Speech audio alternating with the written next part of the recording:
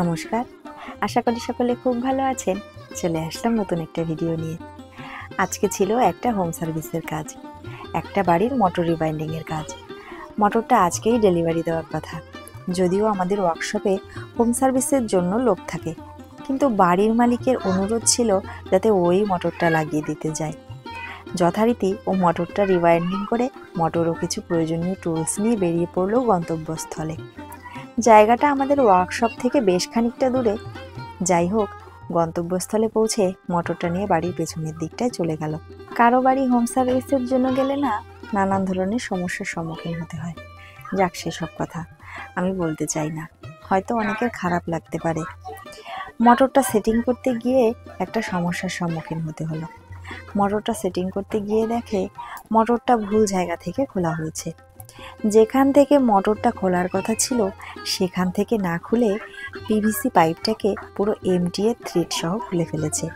এখানে খোলা প্রয়োজন ছিল ইনপুটের পাইপের ফ্ল্যাঙ্কসের নাট, যেহেতু এমটিএর কাছে কোনো ইউনিয়ন নেই, কিন্তু ওয়াটার আউটপুটের পাইপটার কাছে ইউনিয়ন ছিল, তো ইউনিয়ন থেকে খুললে সুবিধা হতো।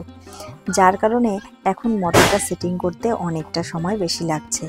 আর এই কারণে বাড়ির মালিক ওকে যাওয়ার জন্য রিকোয়েস্ট করেছে, যেহেতু কাজটা একটু জটিল ছিল তাই। আর এইসব জটিল কাজগুলো মেটাতে সবাইকে তো পাঠানো যায় না, তাহলে ওরও বদনাম আর ওয়ার্কশপেরও বদনাম। আর ও কখনোই চায় না ওর কারণে ওর ওয়ার্কশপের বদনাম হোক, তাই যত কষ্টই হোক না কেন ও সবার অনুরোধ রাখার চেষ্টা করে।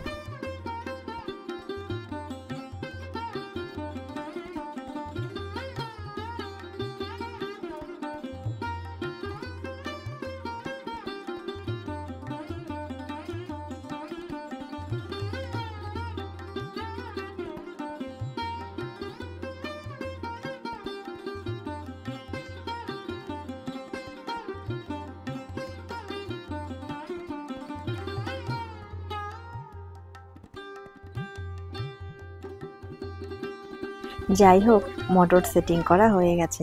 এখন পাইপের মধ্যে জল ভরে পাইপটাকে আটকে দেওয়া হলো। এবার মোটরটা শুধু চেক করার পালা।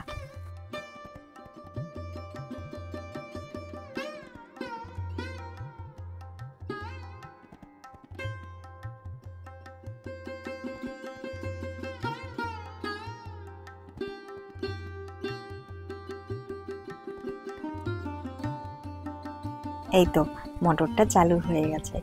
যাই হোক, আজকে এই পর্যন্ত। দেখা হবে অন্য কোনো ভিডিওতে।